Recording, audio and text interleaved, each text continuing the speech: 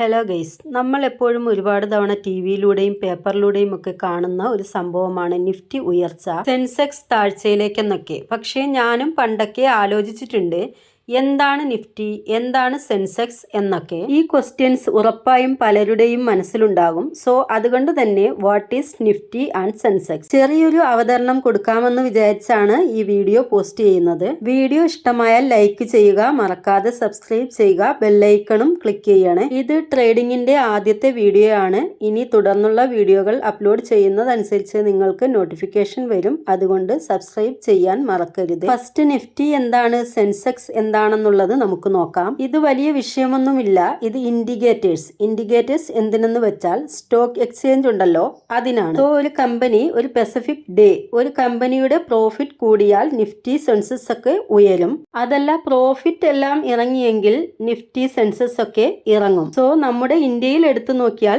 രണ്ട് stock exchange ആണുള്ളത്.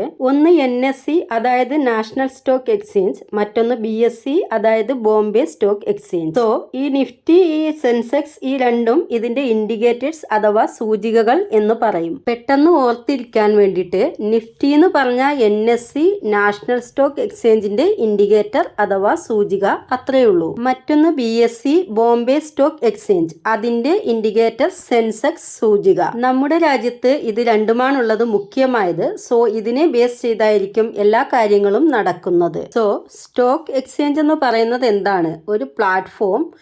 അതിൽ ഈ സ്റ്റോക്സ്, ഷെയർ, ഇക്വിറ്റി എന്നൊക്കെ പറയുന്നത്, ഇതൊക്കെ ഇവിടെയാണ് വാങ്ങുന്നതും കൊടുക്കുന്നതും നടക്കും. സോ ഫസ്റ്റ് ഞാൻ ബോംബെ സ്റ്റോക്ക് എക്സ്ചേഞ്ചിനെ പറ്റി പറയാം. ഇത് എവിടെ ലൊക്കേറ്റ് ആയിരിക്കുന്നു എന്ന് നോക്കിയാൽ ബോംബെയിലാണ്.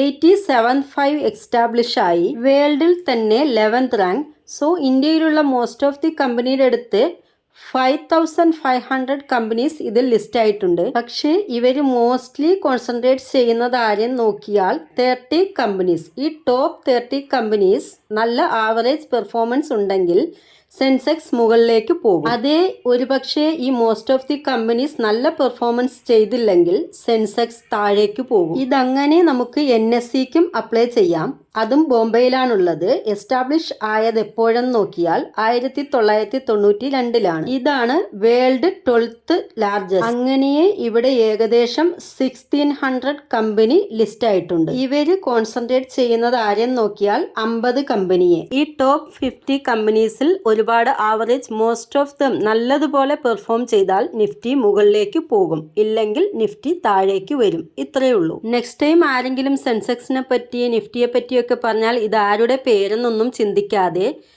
ഇതിനെക്കുറിച്ചാണ് പറയുന്നതെന്ന് ചിന്തിച്ചോളൂ, മനസ്സിലാക്കി വെച്ചോളൂ. ഞാൻ എൻ്റെ വീഡിയോ ഇവിടെ അവസാനിപ്പിക്കുന്നു. മറ്റൊരു വീഡിയോയുമായി വീണ്ടും കാണാം. താങ്ക്